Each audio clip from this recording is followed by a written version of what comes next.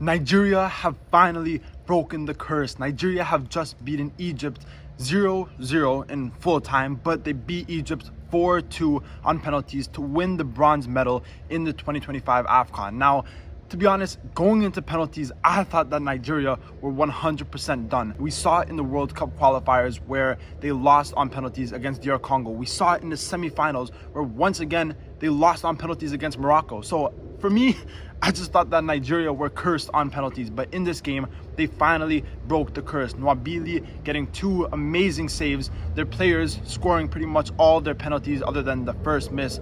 And to be honest, in this game, it was pretty 50-50. I would say that if Egypt would have won on penalties, fair enough. Like this game, they didn't really look like a clear winner, but Nigeria does end up winning on penalties and they win the bronze medal in the 2025 AFCON. Now, let's look over this game. Let's talk about the future of both of these teams looking ahead to the 2027 AFCON. So in this game, coming into this game, I feel like both teams in the semifinals had very lackluster performances. Like realistically, Nigeria in the semifinals against Morocco were not good enough, especially in their attack. Ademola Lookman, Akor Adams, they just did not perform good at all. And if you look at Egypt in the semifinals, it was a very similar story. Now, I will say that Egypt in the semifinals were extremely poor, even in terms of holding possession. Like against Senegal, they were horrible. They couldn't hold possession. They kept trying to go for long balls to Omar Mahmoud, to Salah, and it just wasn't working. So I will say in this game,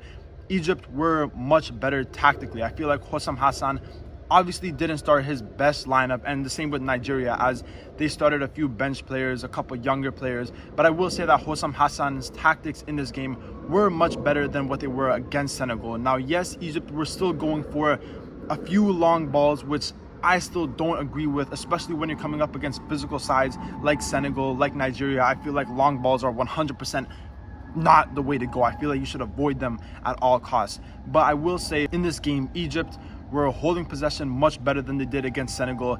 They were passing the ball with much more fluidity than they were against Senegal. But still in the attack, they weren't creating enough. If you look at Salah, you look at Ashur, you look at Mustafa Mohamed, who obviously was playing in this game, I just feel like in the attack, they were still lacking that final product. They still were lacking the final decision. I feel like Egypt in the attack, their decision making isn't always the best, and they have the capabilities, they have the players. They have players like Mohamed Salah, they have players like Mahmoud, who are incredible players, really world-class players, but they still sometimes, with the Egyptian national team, with some of the other attackers that they play with, I feel like they lack that final pass. They lack that final shot.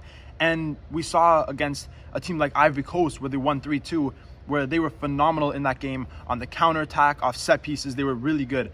But in other games, like against Senegal, and even we saw it today in this game against Nigeria, they were still lacking that final shot, that final pass. They were just lacking that final product. And I feel like that is something that Egypt need to work on going into the World Cup, because, you know, they're in a group with teams like Belgium, who it's going to be very, very hard for them if they play similarly to how they did today. But if you look at Nigeria, once again, they also didn't start their best lineup similarly to Egypt. But once again, I feel like they also lacked that final product. I feel like obviously Akor Adams, you know, he's a up and coming player. He scored a goal today, but it ended off hitting off Onuachu's head. He elbowed the player in the face, and it was ruled out, right? Nigeria got 2 goals today, but they were ruled out. But other than those 2 goals, I still feel like you want to see more. You want to see more from a team like Nigeria who have such a good attack. You still want to see more, if you know what I'm saying. But in this game, I still feel like Nigeria were the better team over Egypt. Even though Egypt were able to hold possession, they had more shots than Nigeria did.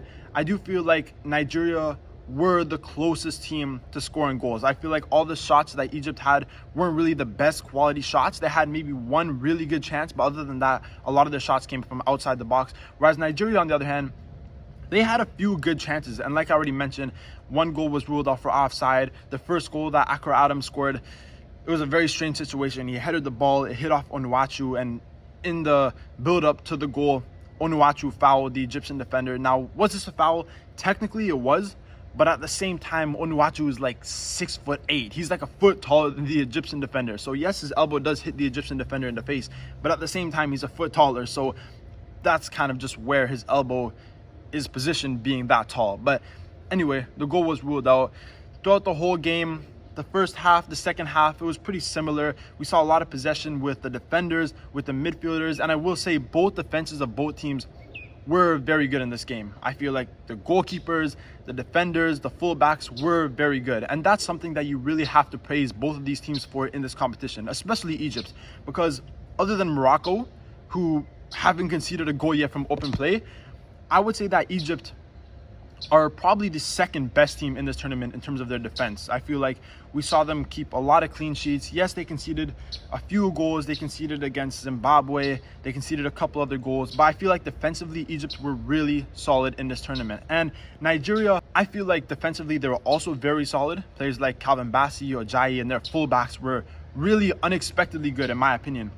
But their attack was also very good, but I still feel like sometimes are a little bit inconsistent.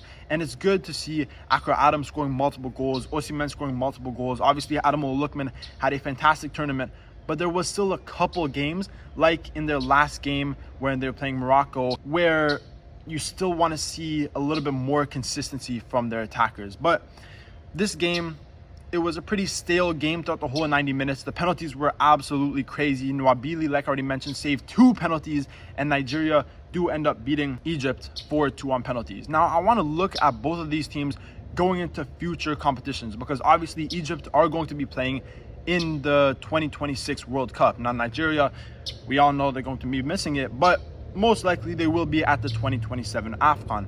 So looking ahead for both of these teams, I'm going to start off with Egypt, because Egypt under Hossam Hassan, I think, are a good team. I think Hossam Hassan is a good manager. I think tactically he's very good. Yes, he still hasn't been in the job for too long, and therefore some games it's a little bit inconsistent. He may have the wrong tactics in some games, but I do feel like his in-game adaptability is very good. I feel like he can adapt throughout the game, which is very good. And I do feel like he is the manager that Egypt should keep going into the 2026 World Cup. I think if they sack him and they hire a new manager at this time would be a little bit strange, and I personally don't think that that's the best decision. But with that being said, another problem that Egypt really have is their age of their squad. Egypt obviously have the oldest squad in the 2025 AFCON. I think the average age of their squad is almost 30 years old. And you look at majority of the players on the pitch today, you look at majority of the players on the pitch in some of their other games, and most of the players are around that 30-year-old mark. We have some players that are over 30, a couple players that are just under, but you don't really see a lot of young talent shining for Egypt. And I'm not sure if it's a problem with the Federation of Egyptian Football. I'm not sure where the problem lies, but we don't really see the young talent from Egypt, which we see from Nigeria. We see young talent with Senegal. We see Diarra. We see many other players on Senegal's team that are young, up-and-coming players. If you look at Morocco, their young players are absolutely incredible. Their midfield is full of young players. They obviously just recently won the Under-20 World Cup, which is crazy, and their young talent is insane. And that's why I think Morocco is the future of Africa. I think Morocco is the best team. Like, they're building the best team in Africa, and that's because their federation is fantastic. They've completely revamped the way that they run what they do, and therefore a lot of young talent is coming out of Morocco, and that's why they're shining so much in the past World Cup, most likely in the future World Cup, and even in this AFCON. I think their team keeps getting better and better and better, and that's because of the young talent that they have, which a team like Egypt sadly don't really have. So looking into the World Cup, it may be a struggle for Egypt because they don't have the young talent that a team like Morocco or a team like Senegal have. And if you look at Nigeria, Nigeria is an interesting one because they have a mix of young talent. They have some very good players. In my opinion, I would say Nigeria probably have one of the best teams in Africa, definitely the best attack, and most of their players play in top European leagues. And I feel like Eric Schell, their manager, I think he is a good manager, and I think he should continue with this Nigeria team going into the next AFCON.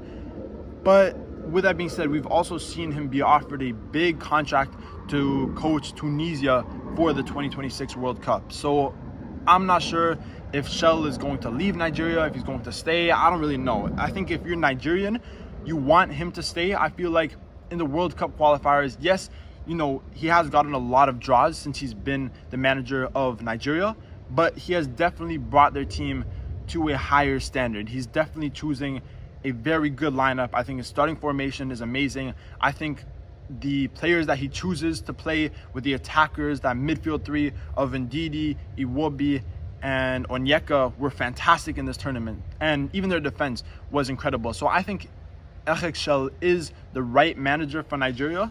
Will he stay?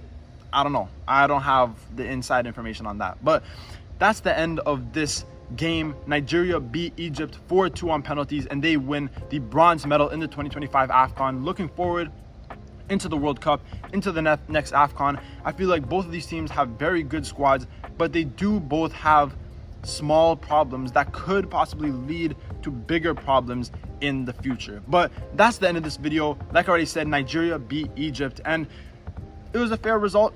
Both teams were pretty even, and Nigeria finally broke the penalty curse. But that's the end of the video. If you guys enjoyed this video, remember to leave a like, comment, subscribe, all that good stuff. If you're excited for the final match in the AFCON, Senegal against Morocco, remember to leave a like on the video, and remember to watch my final prediction video. But with that being said, stay tuned for more videos.